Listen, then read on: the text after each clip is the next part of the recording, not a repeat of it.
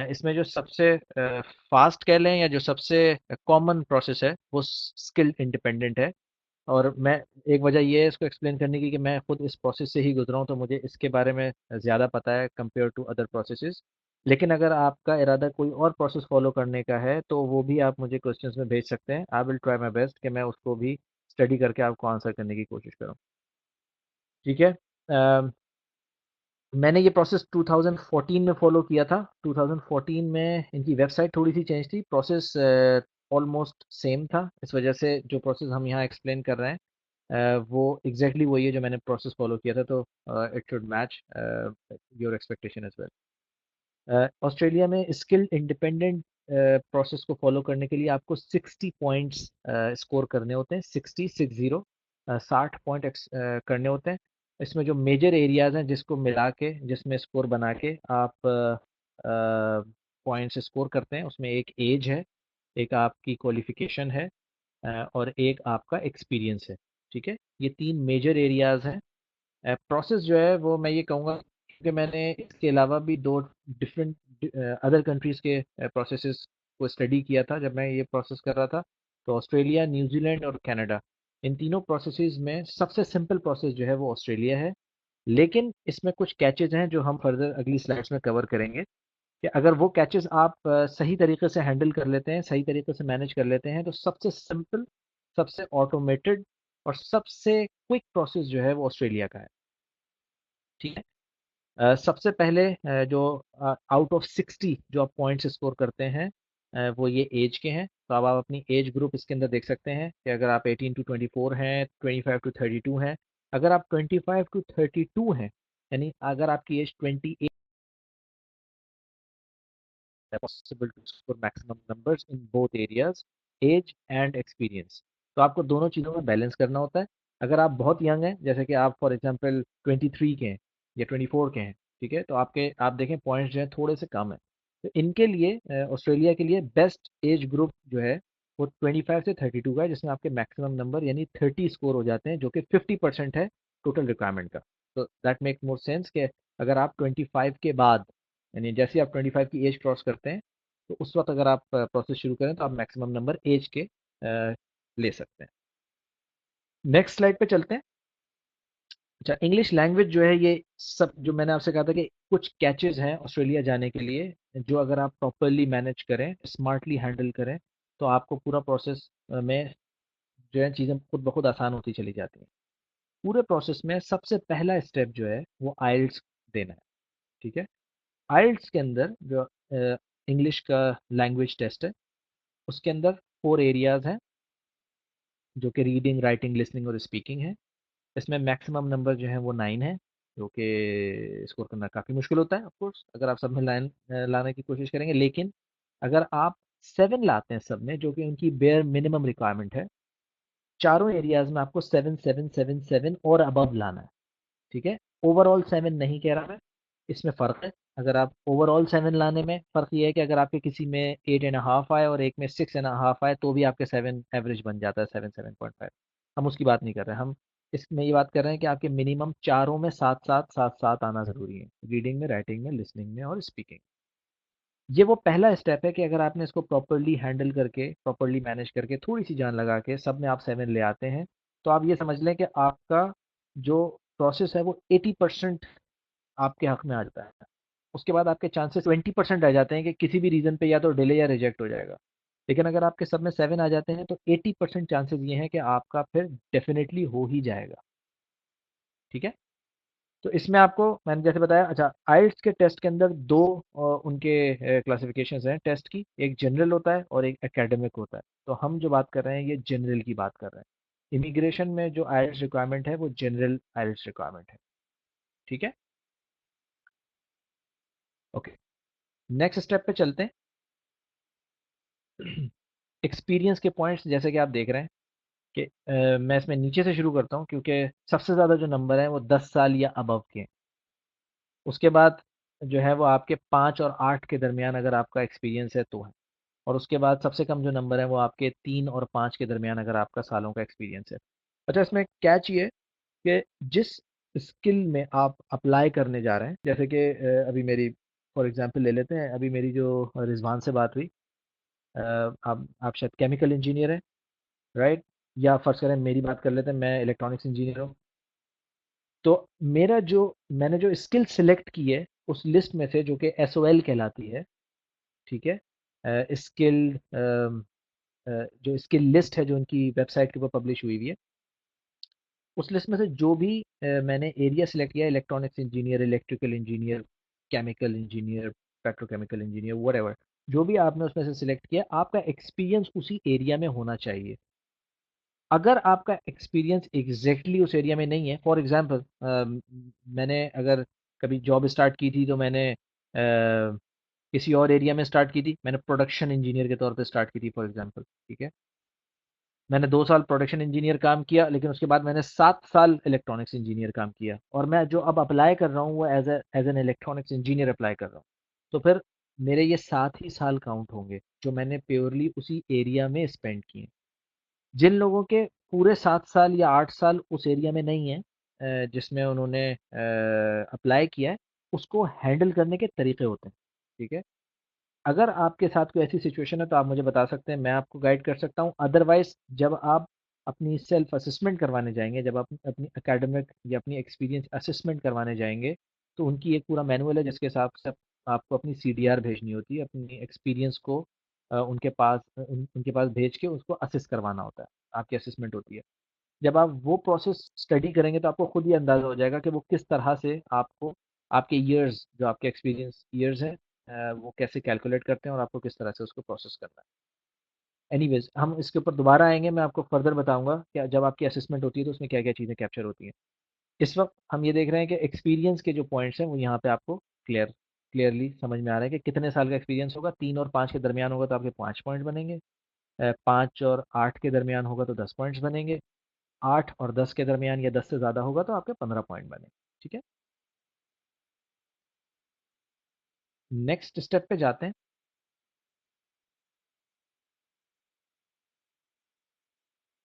अच्छा, ये अब हम एक एग्जाम्पल केस देख रहे हैं जो कि मेरा अपना केस है, तो मैं आपको एग्जैक्टली बता सकता हूँ कि किस तरह से पॉइंट्स अप्लाई होते हैं और किस तरह से एक नॉर्मली हम केस को स्कोर करते हैं। तो अगर फर्ज करें कि आपकी एज 34 है तो आपके 25 पॉइंट्स बनते हैं। आइल्स आपका सब में 7 होना मस्ट है। अच्छा, ये बेयर मिनिमम है। 7 से कम होके और आप किसी और तरीके से पॉइंट 60 बना नहीं पाएंगे, पहली बात। और अगर बना भी लेंगे तो वो काम नहीं आएंगे आपको। ऑस्ट्रेलिया आने के लिए, अगर आप स्किल इंडिपेंडेंट में अप्लाई कर रहे हैं, तो आपको ऑस्ट्रेलिया आने के लिए सब में 7 नंबर लाना जरूरी है, यानी all of those 4 areas that we mention earlier. तो आपको सब में 7 लाना ज़रूरी है। एज अगर आपकी 34 है तो आपके 25 पॉइंट बनते हैं। एक्सपीरियंस अगर आपका 10 साल या इससे ज़्यादा का है तो ये 15 पॉइंट्स मैक्सिमम है, ये बनते हैं। क्वालिफिकेशन अगर आपकी ग्रेजुएशन है तो आपके 15 पॉइंट्स बनते हैं। अच्छा, ग्रेजुएशन के अंदर भी कुछ चीज़ें बड़ी इंपॉर्टेंट हैं। ग्रेजुएशन में अगर आपकी ग्रेजुएशन जो है वो ओवरऑल 16 ईयर्स की ग्रेजुएशन है, जैसे रिजवान ने मुझे बताया एनआईडी से किया इन्होंने, तो दैट्स परफेक्टली फाइन। तो ये बिल्कुल सही है। 16 साल की ग्रेजुएशन जो है इसके फुल मार्क्स होते हैं। या फिर अगर आपने ऑनर्स किया है कराची यूनिवर्सिटी से फॉर एग्जांपल, और उसके बाद आपने 1 साल का मास्टर्स किया है, तो वो भी 16 साल की आपकी क्वालिफिकेशन काउंट होती है, उसको भी आप इतने ही मार्क्स देंगे। तो डिग्री होना इज नॉट इनफ, आपकी डिग्री कितने साल की है दैट मैटर्स। और ये चीज़ें भी आपको असेसमेंट वक्त, जब आप उनका असेसमेंट प्रोसेस स्टडी करेंगे तो ये चीज़ें फर्दर क्लैरिफाई हो जाएंगी।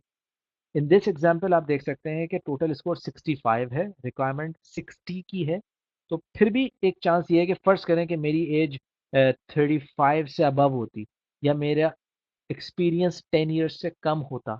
अगर मेरा एक्सपीरियंस 8 और 10 के बीच में होता, या 5 और 8, सॉरी 5 और 8 के बीच में होता, तो मेरे 10 पॉइंट होते तो भी मैं इसके लिए एलिजिबल था। तो नॉट नेसेसरी कि आप कोशिश करें कि आपका केस ऐसा बन जाए। ऑफ कोर्स अगर आप यंग हैं तो हो सकता है कि आपके पॉइंट्स इससे ज़्यादा बने। जैसे मैंने आपको बताया था कि आपका जो बेस्ट केस सिनारियो है वो ये है कि आप 32 से नीचे हो। तो जैसे रिजवान ने अपनी एज मुझे बताई नहीं, लेकिन मेरा अंदाज़ा है कि प्रॉब्ली 22 23 होगी मैक्सिमम। तो उस केस के अंदर आप अपनी एज देखें तो अगर आपकी इससे ज़्यादा या इससे कम बनती है, बट टोटल आपके 60 पॉइंट्स की रिक्वायरमेंट है। नेक्स्ट पेज पे जाते हैं। ये देखिए, ये स्टेप बाय स्टेप प्रोसेस है। अच्छा, ऑस्ट्रेलिया के पूरे प्रोसेस की सबसे खूबसूरत बात ये है कि आपका कोई पेपर पूरे इमिग्रेशन प्रोसेस में आपको कहीं नहीं भेजना अदर देन असेसमेंट। अच्छा, असेसमेंट जो है वो इमिग्रेशन प्रोसेस से बिल्कुल सेपरेट प्रोसेस होता है। असेसमेंट के वक्त आपको अपनी डिग्री सीडीआर जैसे मैंने बताया वो प्रिंट करके साइन वाइन करके आपको अपने एक्सपीरियंस लेटर्स ये वो सब भेजने होते हैं। उसके आखिर में बात करते हैं कि असेसमेंट का प्रोसेस क्या होता है। मैं इस वक्त प्योरली इमिग्रेशन के प्रोसेस की बात कर रहा हूँ। ऑस्ट्रेलिया के पूरे प्रोसेस में स्टेप नंबर 1 से लेकर और स्टेप नंबर 10 जो भी हैं उनके स्टेप्स, कहीं पे कोई पेपर वर्क नहीं है। Everything is online. Maximum, they ask you to submit your personal document like passport or your degrees and whatever.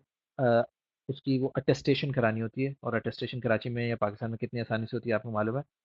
वो अटेस्टेशन करा के भी ना आपको खाली स्कैन करके अपलोड करने होते हैं या बाय ईमेल भेजने होते हैं।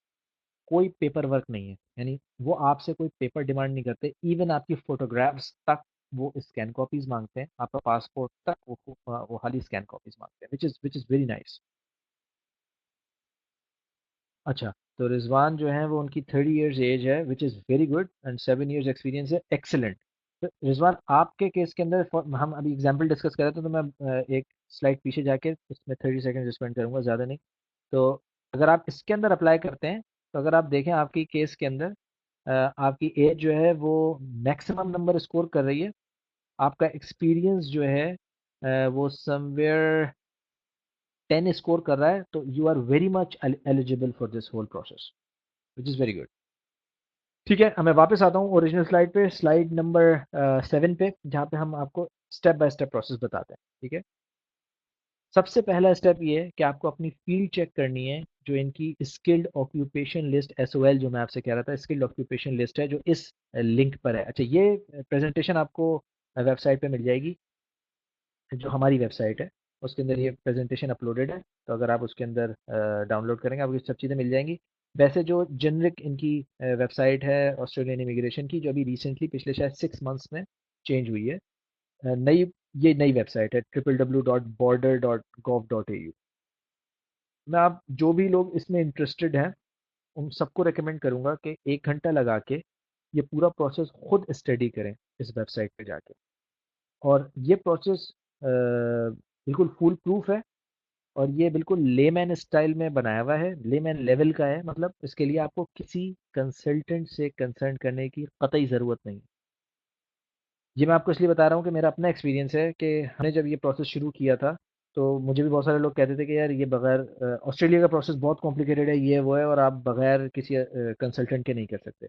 मेरा एक्सपीरियंस ये है कि अगर आप इनकी वेबसाइट पे जो इनके प्रोसेसेस मेंशन है, जो इनके मैनुअल्स हैं, एक मरतबा गो थ्रू कर लेते हैं, तो आपकी नॉलेज कंसल्टेंट से ज़्यादा अच्छी हो जाती है। समटाइम्स कंसल्टेंट आपके स्पेसिफिक केस के बजाय एक जेनेरिक लेवल पे एडवाइसेस दे रहा होता है, जो कि आप खुद बहुत अच्छे तरीके से हैंडल कर सकते हैं। और मैं ये खास तौर पर उन लोगों से कह रहा हूँ जो कि क्वालिफाइड है। जैसे अभी मेरी रिजवान से बात हो रही थी, अगर आपके पास 7 साल का वर्क वर्क एक्सपीरियंस है, आप एनईडी के ग्रेजुएट हैं या एसोसिएट के ग्रेजुएट हैं, कोई रीज़न नहीं है कि आपको कोई भी कंसल्टेंट हायर करना पड़े। They charge you a lot, and they, I mean there is no need, that's my personal experience. पहला स्टेप मैंने आपको बताया कि सबसे पहले आप अपनी लिस्ट में अपनी ऑक्यूपेशन देखेंगे जिस ऑक्यूपेशन पे आपको अप्लाई करना है। स्टेप नंबर 2 ये है कि आप चारों एरियाज ऑफ आइल्स में 7 स्कोर करेंगे। जब तक ये स्कोर नहीं आएगा आप उसको करते रहेंगे, लेकिन ये स्कोर लाना कोई बड़ी बात नहीं है। ये एग्जैक्टली 7 डेज की प्रिपरेशन है, जिसके बाद आप अगर आप 7 डेज लग के तैयारी करते हैं तो कोई रीज़न नहीं है कि आपका सब में 7 ना आए। स्टेप 3 ये है कि आपकी एजुकेशन असेसमेंट होगी। अच्छा, यहाँ पे वो बात थी जो मैं कह रहा था कि हम आगे जाके कवर करेंगे। अब हम थोड़ी सी एजुकेशन असेसमेंट पे बात करते हैं। जैसा कि इसमें लिखा हुआ भी है, और रज़ा ने ये सवाल किया है कि step 3, I am computer engineer so I have to get, या दैट्स करेक्ट। अच्छा, ये जो इंजीनियर्स हैं वो, इनकी एक बॉडी है इंजीनियर्स ऑस्ट्रेलिया, उससे असेसमेंट करवाते हैं। और जो लोग कंप्यूटर्स आईटी से रिलेटेड हैं, इवन कंप्यूटर इंजीनियर्स भी एसीएस ऑस्ट्रेलियन कंप्यूटर सोसाइटी से असेसमेंट करवाते हैं। अच्छा, मेरा अपना एक्सपीरियंस जो है, क्योंकि इंजीनियर्स ऑस्ट्रेलिया से, तो मैं आपको उसके बारे में ज़्यादा अच्छे तरीके से एडवाइस कर सकता हूँ। पेट्रोलियम मोस्ट लाइकली जो है वो इंजीनियर्स ऑस्ट्रेलिया से ही है, मोस्ट लाइकली, मुझे 100% यकीन है। कि electrical, electronics, petroleum, plant engineers, civil engineers, mechanical engineers, industrial engineers, जितने भी प्योर 4 इयर्स स्पेशली जो एनईडी के ग्रेजुएट्स हैं, उन सब की असेसमेंट जो है, जो इंजीनियरिंग ग्रेजुएट्स हैं एनईडी के, उन सब की असेसमेंट इंजीनियर्स ऑस्ट्रेलिया से होगी। इंजीनियर्स ऑस्ट्रेलिया या आपकी कोई भी असेसमेंट बॉडी हो, चाहे वो एसीएस हो, इन सब के अपने अपने प्रोसेसेस हैं। ये प्रोसेसेस इमिग्रेशन से बिल्कुल आइसोलेटेड हैं। जब आप किसी भी असेसमेंट बॉडी से असेसमेंट करवा लेते हैं उनके प्रोसेस को फॉलो करके, तो वो आपको एक लेटर इशू करते हैं। फॉर एग्जांपल, अगर आप एक इलेक्ट्रॉनिक्स इंजीनियर हैं या इलेक्ट्रिकल इंजीनियर हैं, तो आप अपने सारे एजुकेशन के डॉक्यूमेंट्स, जिसके अंदर आपकी डिग्रीज होंगी, जिसके अंदर आपकी मार्कशीट्स होंगी, ताकि वो आपके सारे सब्जेक्ट्स देख सकें जो आपने चारों सालों में पढ़े, ये सारी चीज़ें आप उनको भेजेंगे और अपने एक्सपीरियंस लेटर्स और अपने एक्सपीरियंस के साथ इंजीनियर ऑस्ट्रेलिया के अंदर एक बहुत इंपॉर्टेंट चीज़, इंजीनियर ऑस्ट्रेलिया के अंदर एक बहुत इंपॉर्टेंट डॉक्यूमेंट अटैच होता है जिसको कहते हैं सीडीआर। ठीक है। सीडीआर के अंदर तकरीबन 30 to 35 पेजेस के अंदर आप अपनी तमाम स्किल्स, अपनी तमाम एक्सपीरियंस, अपना तमाम बैकग्राउंड को मेंशन करते हैं। उनको मेंशन करने के लिए उन्होंने नंबर ऑफ पेजेस तक डिफाइन किए हुए हैं कि आपको 2 पेज में फॉर एग्जांपल वो चीज़ें बतानी है जो आपने ड्यूरिंग स्टडी कवर की, अगले 6 पेजेस में आपको वो बतानी है जो आपने अपने एक्सपीरियंस में, अपने करियर के शुरू में जो चीज़ें आपने सीखी, आपने अगर प्रोजेक्ट्स किए हैं तो आपने किन एरियाज में प्रोजेक्ट्स किए। इन चीज़ों को इस तरह से देखा जाता है कि वो आपको एज एन इलेक्ट्रॉनिक्स इंजीनियर जज कर रहे हैं, या अगर आप पेट्रोलियम इंजीनियर हैं तो आपको एज ए पेट्रोलियम इंजीनियर जज कर रहे हैं। तो whenever you start working on your CDR, तो आपको इस चीज़ का ख्याल बहुत ज़रूरी रखना है कि आपको एक ओवरऑल सेंस रखना है कि यार, अगर आपने फर्ज करें कि एज ए पेट्रोलियम इंजीनियर किसी कंपनी में काम किया, लेकिन शुरू के 2 साल जो है वो आपने प्योर पेट्रोलियम इंजीनियरिंग में काम नहीं किया, बल्कि आपने सेल्स में काम किया उनकी, या आपने प्रोजेक्ट मैनेजमेंट में काम किया, या आपने किसी की असिस्टेंट में काम किया, असिस्टेंट मैनेजर के तौर पे काम किया, वहाँ पे आपको ये शो नहीं करना कि आपने वो 2 साल कितने अच्छी तरीके से गुजारे, या वहाँ पे आपने किन एरियाज में लर्निंग की, या आपने तो बहुत बहुत बड़ा काम किया। बल्कि आपको उन 7 सालों में जो आप क्लेम कर रहे हैं, उन पूरे 7 सालों में आपने पेट्रोलियम इंजीनियरिंग से रिलेटेड जो काम किया, आपको वही शो करना है। सो अगर फर्ज करें कि आपने किसी ऐसे एरिया में, फॉर एग्जांपल आपने फाइनेंस में काम कर लिया किसी भी रीजन की बेसिस पे, फाइनेंस डिपार्टमेंट में आप थे, डोंट मेंशन इट, और at least if you mention it, don't highlight it. Highlight वो करें जो आपके पेट्रोलिंग, आपकी फील्ड से रिलेटेड है। ठीक है। Same for any assessment. तो जो भी आपका एरिया है उसकी असेसमेंट बॉडी, जो आप जब आप एसओएल डाउनलोड करेंगे, ये जो मैंने ऊपर लिखा है ये एसओएल का है, हर एरिया के सामने उसकी बॉडी ऑफ असेसमेंट लिखी हुई है। उस बॉडी ऑफ असेसमेंट की वेबसाइट पे आप जाएंगे, जो कि इमिग्रेशन की वेबसाइट से बिल्कुल डिफरेंट है। वहाँ पे जाके आप उनका प्रोसेस रीड करेंगे, उस प्रोसेस को फॉलो करके पूरे आप उनकी पेमेंट्स करेंगे, उनको सब कुछ कराएंगे, आखिर में वो आपको एक लेटर इशू करेंगे जिसपे एक आपका यूनिक रेफरेंस नंबर दिया हुआ होगा। वो नंबर और वो स्कैन कॉपी सिर्फ आपके काम की रह जाएगी जब आप इमिग्रेशन स्टार्ट करेंगे। Rest of them was the process of assessment, not immigration. अच्छा, नेक्स्ट पेज पे जाते हैं। चौथा स्टेप है इनका। अच्छा, अब यहाँ से जो है स्टेप नंबर 4 से आपकी असेसमेंट पूरी हो गई है, आपका आइल्स पूरा हो गया, यानी आपकी जो रिक्वायरमेंट्स थी वो आपने पूरी कर ली है। Now you are prepared to launch immigration application, right? Before you launch the application, you have to prepare yourself. For that, I mentioned you have to have your skills assessed. You have to have your IELTS scored as per the requirement. जब ये दो चीज़ें आपकी हो जाती हैं तो अब आप एलिजिबल हो गए। तो आपको पहले अपनी एलिजिबिलिटी कंप्लीट करनी है, फिर स्टेप नंबर 4 पे आना है। These are all sequential steps. चौथे स्टेप के अंदर आप स्किल सिलेक्ट जो है, ये इनकी ऑनलाइन एक सर्विस है और ये फ्री ऑफ कॉस्ट है। चाहे तो आप आज भी कर सकते हैं, लेकिन अगर आपके पास आज आइल्स का स्कोर नहीं है और आपकी स्किल असेसमेंट नहीं हुई है, तो इस वक्त करने का कोई सेंस नहीं बनता है। तो आप ये दोनों चीज़ें करके फिर यहाँ स्किल सिलेक्ट में जाके अपना लॉगिन पासवर्ड बनाएंगे। लॉगिन पासवर्ड बनाने के बाद एक विजिट उनका लॉन्च होगा जिसमें वो आपसे पूछेगा आपकी सारी पर्सनल डिटेल्स में वो आपकी एज पूछेगा, आपकी एजुकेशन पूछेगा, आपकी फैमिली डिटेल्स पूछेगा, अगर आप मैरिड हैं आपकी वाइफ की डिटेल्स पूछेगा, बच्चों की डिटेल्स पूछेगा। ये सारी चीज़ें वो एक, अच्छा ये शॉर्ट फॉर्म है, मतलब एक फॉर्म है, ऑनलाइन फॉर्म है, maximum it will take around like 30 to 45 minutes. इसके अंदर ये खाली आपसे इनपुट्स लेगा। No document required, nothing, no uploads required, no photographs required, no passport required. Only आपके पासपोर्ट नंबर्स पूछ लेगा मैक्सिमम, और आपका नाम, डिटेल्स, आपके एक्सपीरियंस और ये सब चीज़ें पूछ लेगा। और एक एप्लीकेशन उनके पास रिक्वेस्ट चली जाएगी कि भाई ये साहब जो है ये इस एरिया में एक अप्लाई करना चाह रहे हैं। वहां से वो उन तमाम आपकी जो इनपुट्स हैं उनको विदाउट वेरीफाई किए हुए सिर्फ असिस्ट करेंगे, स्कैन करेंगे और कहेंगे हाँ जी इनके 60 या अबव पॉइंट स्कोर हो रहे हैं, तो let us send him an ITA. ITA is apply, invitation to apply, ITA. IT अभी तक आपके पैसे कोई भी खर्च नहीं हुए हैं, सिर्फ आपने उनको एक रिक्वेस्ट डाली है कि जी फॉर एग्जांपल मेरा नाम रिजवान है, मैं रिजवान को एकदम एग्जांपल ले रहा हूँ बार बार, फॉर एग्जांपल मेरा नाम रिजवान है और मेरी ये एज है, ये मेरी एक्सपीरियंस है, ये मेरा एरिया है और मेरे हिसाब से मैं 60 या अबव पॉइंट स्कोर करता हूँ, तो प्लीज़ मुझे आप इन्विटेशन भेजें ताकि मैं इस प्रोसेस को फॉर्मली स्टार्ट कर सकूँ। इसके तकरीबन कुछ कोई 20 डेज या 25 डेज के बाद आपको आईटीए आता है।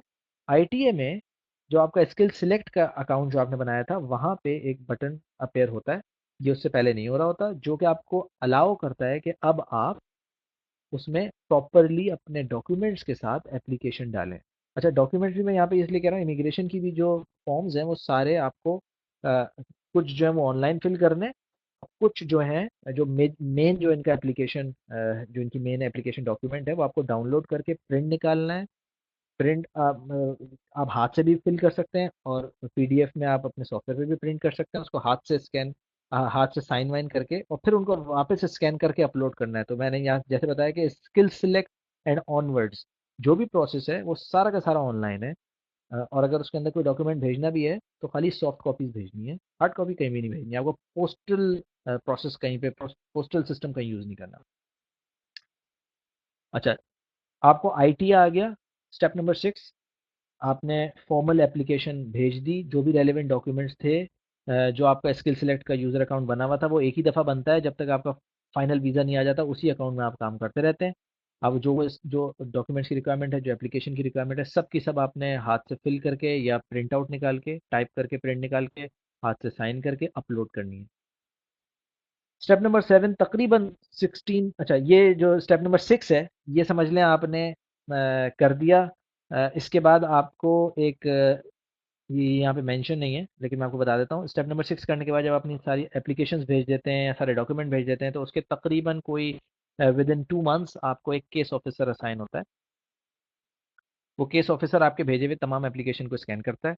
यहीं पे आप अपने पैसे जमा कराते हैं। ठीक है, इसी स्टेप पे नंबर 6 पे जब आपका केस ऑफिसर साइन होता है उससे पहले आप अपने पैसे जमा कराते हैं, सारे डॉक्यूमेंट भेजते हैं, एप्लीकेशन भेजते हैं, पैसे जमा कराते हैं और उसके बाद केस ऑफिसर आपका जो है वो उन सबको वेरीफाई करता है, सारे डॉक्यूमेंट्स को वैलिडेट करता है, हाँ जी जो आपने डॉक्यूमेंट भेजे हैं वो पूरे हैं। जो उसमें अप्स एंड डाउन्स होते हैं, जो आपकी लैगिंग्स होती हैं, जो अगर कोई डॉक्यूमेंट कम होता है तो वो आपसे कहता है कि आपने फला डॉक्यूमेंट नहीं भेजा। फॉर एग्जाम्पल मेरे केस के अंदर मैंने जहाँ तक मुझे याद है मैंने अपनी सैलरी स्लिप्स नहीं भेजी थी, वो एक रिक्वायरमेंट थी। मैंने ये सोचा चलो जब मांगेगा तो देखेंगे, मेरे पास सैलरी स्लिप्स, अपनी 10 साल पुरानी सैलरी स्लिप्स नहीं थी। तो फिर उसने मुझसे मांगा, तो जो केस ऑफिसर असाइन होता है, कहने का मकसद ये कि वो 1 to 1 डिस्कस कर रहा होता है, वो आपको जेनेरिक आंसर्स नहीं कर रहा होता, वो बिल्कुल स्पेसिफिकली आपके केस से रिलेटेड क्वेश्चंस कर रहा होता है और आपसे डिमांड्स कर रहा होता है। जो वो कहता है बस आप उसकी वो बात मानेंगे। इसमें टिप ये है कि जितना वो आपसे मांगेगा आप उसको उतनी ही इंफॉर्मेशन देंगे, चाहे वो डॉक्यूमेंट मांगे, कोई डिटेल्स मांगे या कोई भी चीज़ मांगे, वो आप उसको बिल्कुल वैसे देंगे जैसे I just use an example, जैसे आप वाइवा में जाते हैं ना तो जो अगर आपके टीचर जो है वो सवाल करते हैं तो आप बिल्कुल कोशिश करते हैं उतना ही बताएं जितना उसने पूछा है, क्योंकि आप जितना ज़्यादा बताने की कोशिश करेंगे आप कॉम्प्लिकेट कर देंगे मामले को। तो ये टिप है कि जब आपका केस ऑफिसर असाइन हो जितना वो पूछे तो उसको उतना ही बताना है, ठीक है, एक्स्ट्रा नहीं बताना। केस ऑफिसर जब आपकी सारी चीज़ें वेरीफाई कर लेगा, पैसे उसको रिसीव हो जाएंगे, सब कुछ ओके हो जाएगा, फिर वो आपसे कहेगा साहब अब जो है you just have nothing to do further, you wait and we will call you back and this will take around, for example in my case he said it will take around 12 months and don't bother us before 12 months। और फिर आप उसके बाद खामोशी से wait करेंगे। इस process तक आने तक आपको तकरीबन 6 महीने लगेंगे और इस प्रोसेस के बाद एग्जैक्टली 12 मंथ्स मुझे लगे थे, तो मेरा पूरा end to end process 18 months में मुझे वीज़ा आ गया था। और अच्छा ये वीज़ा की बात हम थोड़ी देर की बात करते हैं, लेकिन जब केस ऑफिसर आपसे कह देगा कि अब मुझे आपके पास से कुछ नहीं चाहिए, you just go and take nap for 12 months and then we will talk later. 12 months के बाद तकरीबन शायद 13 मंथ्स के बाद आपको मेडिकल के पेपर्स आ जाते हैं। मेडिकल का पेपर आना जो है समझ लें, इसका मतलब ये है कि आपकी सारी चीज़ें वेरीफाई हो गई और आपको एक पुलिस वेरिफिकेशन रिक्वेस्ट आ जाती है। ये दो डॉक्यूमेंट्स आने का मतलब ये है कि आपके पीछे का पूरा प्रोसेस थ्रू हो गया है। आपकी सारी चीज़ें एक्सेप्ट हो गई हैं, you are very well accepted by Australian immigration system. सिर्फ आपको ये मेडिकल क्लियर करना है, पुलिस वेरिफिकेशन करानी है। ये दोनों डॉक्यूमेंट्स की वैलिडिटी लिमिटेड टाइम के लिए होती है, तो don't do it in advance, never do it in advance. Specially police verification बाज़ लोग पहले से करा के रख लेते हैं, तो ना कराएं तो बेहतर है, क्योंकि पाकिस्तान में पुलिस वेरिफिकेशन होना कोई बड़ी बात नहीं है। तो जब वो कहें तब आप कराएं, क्योंकि समटाइम्स जो है पुलिस वेरिफिकेशन 3 महीने की करके दे देते हैं, वो 6 महीने की करके दे देते हैं। जितनी मिठाई आप खिलाते हैं उसके हिसाब से वो करके दे देते हैं, लेकिन ये क्योंकि इतना कोई डिफिकल्ट प्रोसेस नहीं है पाकिस्तान में दोनों, तो जिस वक्त वो डिमांड करें सिर्फ आप उस वक्त करवाइए।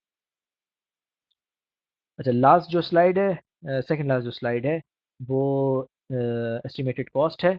अच्छा भाई, ये जो कॉस्ट मैं आपको बता रहा हूँ ये आज से 1.5 साल पुरानी है, लेकिन मैंने इसको वेरीफाई किया था तकरीबन 6 महीने पहले, तो तब भी ये इतनी ही थी। और पाक रुपीज़ में जो है ये तकरीबन 5 से 6 लाख का बजट लेके चलेंगे, विदाउट एनी कंसल्टेंसी फीस, जिसके लिए मैंने आपको सख्ती से कहा है कि you don't need to have a consultant hired. अगर आप सारा काम खुद करते हैं तो आपके 5 से 6 लाख आएंगे। इसके अंदर आइल्स भी इंक्लूडेड है, असेसमेंट भी इंक्लूडेड है, और इमिग्रेशन की एप्लीकेशन फीस भी, जो कि सबसे मेजर पार्ट है इस पूरे प्रोसेस का, ये इंक्लूडेड है। मेडिकल और police verifications for you and your partner included है। ये तो आप एक लमसम अमाउंट 600,000 पाक रुपीज़ जहन में रख के चलें, तो मेरे ख्याल में it should be enough, unless कि आपके कोई प्रोसेस रिपीट होता है, जैसे आपने आइल्स एक दफ़ा में साथ नहीं लाया, आपने 2 दफ़ा में लाया, तो फिर वो एक एडिशनल चार्जेस आ गए। समटाइम्स आपको 2 मरतबा आइल्स देना पड़ता है, समटाइम्स लोगों को 3 दफ़ा भी देना पड़ता है। इसमें कोई ऐसी बड़ी बात नहीं है, नॉर्मली लोग देते हैं, कोई इतना बड़ा काम नहीं है, क्योंकि उसकी रिक्वायरमेंट 7 है। मैं एक ऐसे केस को जानता हूँ जिनका रीडिंग में 9 स्कोर आया था और स्पीकिंग में 6.5 आया था। ओवरऑल उनके 8 मार्क्स थे, लेकिन क्योंकि सब में साथ नहीं था, इस वजह से ही वॉज और शी वॉज नॉट एलिजिबल। आपको सब में साथ लाना है, आपको तैयारी इस तरह से करनी है कि सब में साथ आना चाहिए मिनिमम। अच्छा, लास्ट जो ये खाली रेफरेंस के लिए कुछ लिंक्स मैंने रखे हैं आपको स्टडी करने के लिए, तो इसमें आप गो थ्रू कर सकते हैं। ये 3 लिंक्स हैं, almost, yes they are 3 links. ये जो मैंने पिछले समझ लें हाफ एन आवर में कवर किया है, ये समझ लें किक स्टार्ट है इस पूरे प्रोसेस का। It has not covered everything for sure, so because there is a lengthy process in terms of study. तो मैं आपको ये रेकमेंड करूँगा, वीज़ा 189 की एक पूरी कैटलॉग होगी इनकी वेबसाइट पे। अब आप इसको डाउनलोड करें, प्रिंट करें, उसको थोरोली स्टडी करें एक एक line. I think it will take around 2 to 3 days just to study the whole process, but you have to do that, because ये आपकी मतलब लाइफ चेंजिंग प्रोसेस है। तो उसके लिए आप थोड़ा सा टाइम स्पेंड करें, ज़्यादा से ज़्यादा कोशिश ये करें कि प्रोसेस खुद पढ़ के समझने की कोशिश करें, बजाय इसके कि लोगों से इंफॉर्मेशन गैदर करें। नॉर्मली हमारे यहाँ ख़ास तौर पे ये होता है कि यार दोस्तों से पूछ लेते हैं, वो फला गया था, फला का भाई गया था, उससे आधे घंटे 1 घंटे की चैट कर ली या ईमेल एक्सचेंज कर ली और उससे प्रोसेस समझने की कोशिश की। हालांकि मैं आपको प्रोसेस समझा सकता हूँ, लेकिन हो सकता है कि मेरे केस में और आपके केस में फ़र्क हो। मैं आपको वो समझाऊं जो आपके लिए 80% काम का और 20% काम का ना हो। तो इसमें सबसे ज़्यादा आपको जो रिलाय करना है वो आपको अपने ऊपर खुद करना है, और इसमें सबसे ज़्यादा जिसको टाइम लगाना है पूरे प्रोसेस में वो आपको खुद लगाना है। जब तक आप खुद टाइम नहीं लगाएंगे तो आप नुकसान उठाएंगे। सही है। इसी वजह से इतने कंसल्टेंट मार्केट में बैठे हुए हैं कि लोगों के पास टाइम नहीं होता, लेकिन मैं आपको ये रेकमेंड करूंगा कि ये कोई इतना डिफिकल्ट प्रोसेस नहीं है, इट्स वेरी सिंपल। जैसे कि मैंने आपको बताया कि अगर आपके आइल्स में सब में 7 आ जाते हैं तो आपका 80% प्रोसेस कवर हो जाता है। अगर आप इनके मैनुअल जो है, वीज़ा इमिग्रेशन मैनुअल जो है, वो आप एक दफ़ा स्टडी कर लेते हैं तो आपके फर्दर 10% हो जाते हैं। और अगर आपके 90% हो जाते हैं चांसेस, तो देर इज़ नो रीज़न कि वो आपको किसी भी सूरत में रिजेक्ट करेंगे। कुछ लोगों से कुछ मिस्टेक्स होती हैं, वो इस बात को कंसीडर करते हैं कि फॉर एग्जांपल मेरा 10 साल का एक्सपीरियंस है, मैंने पूरा 10 साल का एक्सपीरियंस क्लेम कर लिया पूरे मैक्सिमम नंबर स्कोर करने के लिए। मैंने ये नहीं देखा कि यार मैं जो शुरू के 3 साल मैं काम कर रहा था, वो मैं किसी और एरिया में कर रहा था। ठीक है, मैं सेल्स में कर रहा था, या मैं अपने किसी जानने वाले की फैक्ट्री में काम कर रहा था। वो जो टाइम मैंने स्पेंड किया, मैंने उसको भी खामोशी के साथ स्लीक कर दिया। तो don't consider them stupid, they are not stupid, they are very experienced and smart people. उनका काम ये है कि वो दिन के 20 से 25 एक आदमी केस देखता है, उनको एक एक चीज़ इन एंड आउट्स पता है कि कहाँ पे आप उनको बेवकूफ़ बना रहे हैं और कहाँ पे आप उनके साथ चीट कर रहे हैं। And be very honest in through out the process, specially जब आप असेसमेंट करवा रहे हैं, तो आप बिल्कुल उनके साथ ऑनेस्ट रहें। और अगर आप अपने आप अगर आप कॉन्फिडेंट हैं कि जो नंबर ऑफ ईयर्स आप क्लेम करने जा रहे हैं आपने प्योरली उसी एरिया में काम किया है, सिर्फ जब क्लेम करें। क्योंकि अगर उनको कोई शक होता है तो वो फौरन डिमांड करते हैं, अच्छा ठीक है आप फला टाइम पे अच्छा। और टाइम का भी ख्याल रखें, जैसे आपने फॉर एग्जांपल की थी 2 जॉब्स के अंदर 6 मंथ्स का गैप लिया था ड्यू टू एनी रीजन, लोगों के साथ पर्सनल इश्यूज होते हैं, कोई ट्रैवल कर जाता है, कोई पर्सनल इश्यूज होते हैं। मैं एक जॉब कर रहा था, मैं इलेक्ट्रॉनिक्स इंजीनियर जॉब कर रहा था, उसके बाद मैंने 6 महीने का गैप ले लिया ड्यू टू एनी रीजन, और उसके 6 महीने के बाद मैंने दोबारा जॉब करी, और फिर मैंने इलेक्ट्रॉनिक्स इंजीनियर की ही जॉब की। तो जब मैं असेसमेंट कराने जाऊंगा तो ये मैं मेंशन करूंगा कि मैंने 6 महीने का गैप लिया था, ताकि वो टोटल एक्सपीरियंस में वो 6 महीने सब्ट्रैक्ट करें। So you have to be very honest and clear and confident when you go for assessment. So these are the few tips. तो मेरी प्रेजेंटेशन ख़त्म हो गई है। मेरे पास कोई 10 मिनट बचते हैं 10 बजे तक। तो यहाँ न्यूजीलैंड में 9:50 हो रहा है, तो मैं 10 मिनट तक जो है आपके क्वेश्चंस ले सकता हूँ। तो अगर कोई भाई सवाल करना चाहें तो यू मोस्ट वेलकम। आप चैट में सवाल डाल सकते हैं, मैं ताकि उसको ब्रॉडकास्ट कर दूंगा जवाब देते हो। मेरे ख्याल में रज़ा ने कुछ सवाल किए थे। Step number 3, I am computer engineer, या दैट आई ऑलरेडी आंसर्ड।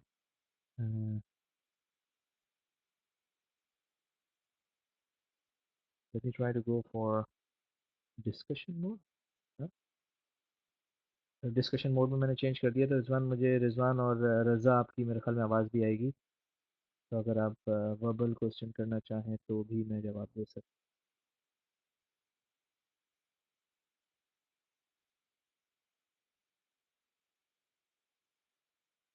क्योंकि अटेंडीज बहुत कम हैं तो मैं आपको अपना पर्सनल ईमेल एड्रेस भी भेज रहा हूँ चैट में, आप ये नोट कर सकते हैं। अगर आपका कोई स्पेसिफिक क्वेश्चन है तो आप इस पर भी भेज सकते हैं। तो मीट नहीं कर रहे, रिजवान के पॉइंट्स क्यों नहीं मीट कर रहे भाई? रिजवान आप अपना स्पीकर ऑन करके बात कर सकते हैं। No experience. तो आपका एक्सपीरियंस कितना है? आपने मुझे बताया कि आपका एक्सपीरियंस जो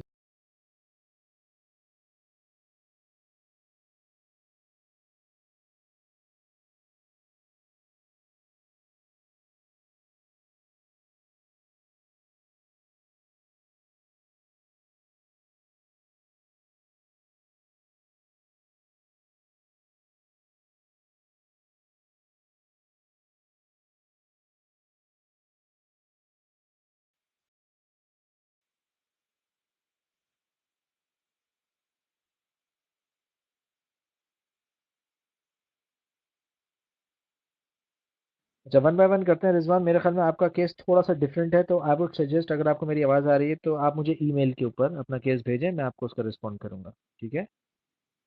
क्योंकि मुझे आपके केस में थोड़ा सा डेप्थ समझने के लिए। अच्छा, रजा से कह रहे हैं इफ आई स्कोर इज से फॉर 6.5 ओवरऑल, तो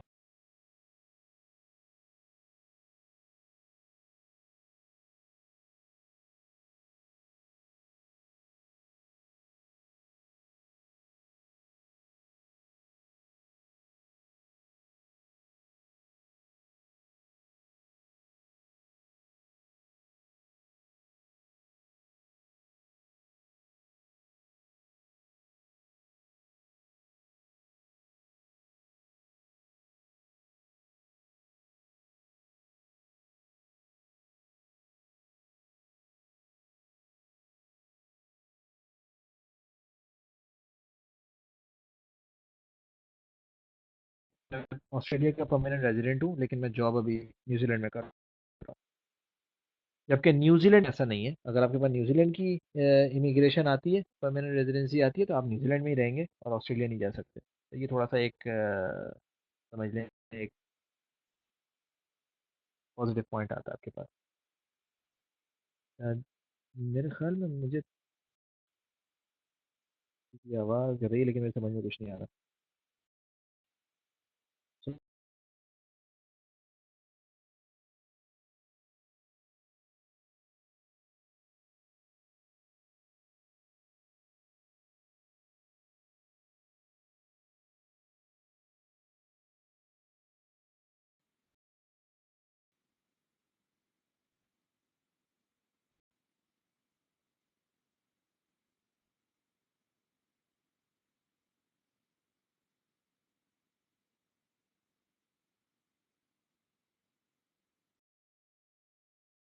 कि मैं वर्बल क्वेश्चंस भी लूँ, लेकिन मेरे ख्याल में वो नहीं होगा मेरे पास।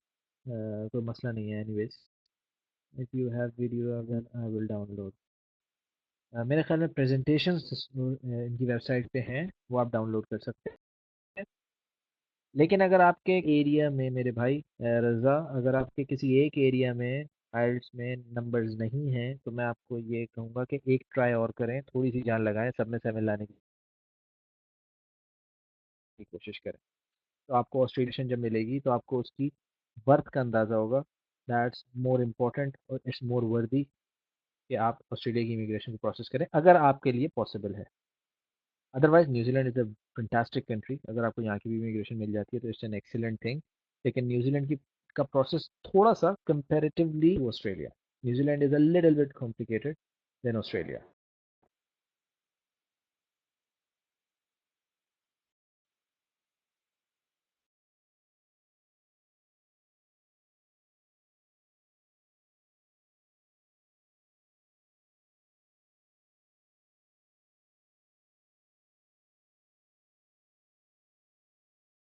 अभी लोगों के राइटिंग में नंबर नहीं आते हैं। अगर आपका कुछ इस तरह का केस है तो मैं आपको कुछ टिप्स भेज सकता हूँ, कुछ डॉक्यूमेंट्स भेज सकता हूँ, लाइक 5-6 पेजेस। आप उसको स्टडी कर सकते हैं राइटिंग में स्पेसिफिकली। तो आप अगर उन रूल्स को फॉलो करेंगे तो काफ़ी चांसेस हैं कि आपके नंबर 7 या above आ जाएंगे।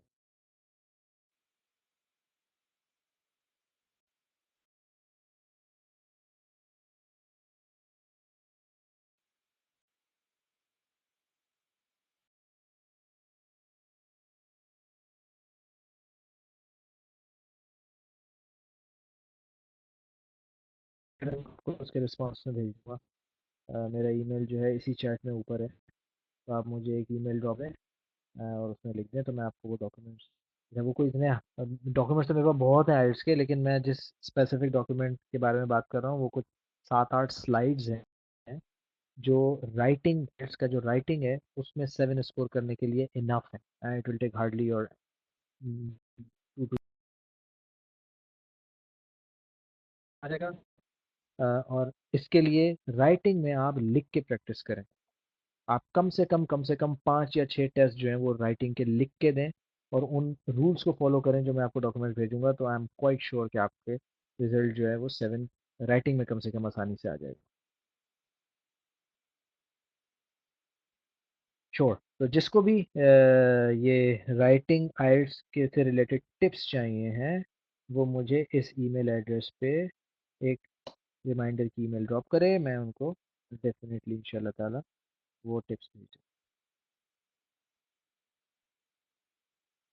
ठीक है साहब, हम ये सेशन अब क्लोज करते हैं। इस सेशन से रिलेटेड या ऑस्ट्रेलियन इमिग्रेशन से रिलेटेड स्पेसिफिकली अगर आपके कोई क्वेश्चंस हैं, खास तौर पे स्किल्ड इमिग्रेशन से रिलेटेड, तो आप कनेक्टिंग कॉल के फोरम पे पोस्ट करें। दैट इज़ मोर प्रिफर्ड, ताकि आपके क्वेश्चन से दूसरे लोग भी इस्तेफादा हासिल करें, दूसरे लोगों को भी फ़ायदा हो। और मैं फिर जब उसका जवाब दूंगा, या कोई भी हमारे भाई जवाब देंगे, तो वो बाकी सब लोगों के लिए भी इक्वली मददगार साबित होगा। ठीक है। जो मोस्ट वेलकम, बस दुआओं में याद रखें। Rizwan, I want to join, तो मेरे ख्याल में आप ज्वाइन करने का कोई इशू नहीं है।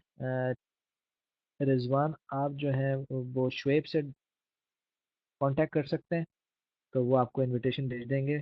तो आप उनका हमारा फोरम जो है कनेक्टिंग वॉल का, वो भी ज्वाइन कर सकते हैं। और आपके पास मेरा ईमेल एड्रेस है, इन केस अगर आपको कोई डिफिकल्टी होती है, चाहे वो फोरम ज्वाइन करने से रिलेटेड हो या इमिग्रेशन प्रोसेस से रिलेटेड हो, आप मुझे ईमेल करें, मैं आपको उसका जवाब दे सकता हूँ।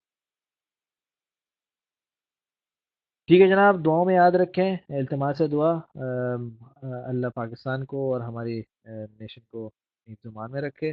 बाकी जैसे मैंने कहा, शुएब भाई के लिए दुआ किया करें, ये हमारे लिए ये सारे इंतजाम करते हैं इस तरह के सेशन अरेंज करने के। और बाकी अल्लाह की हिफ्ज़-ओ-मान।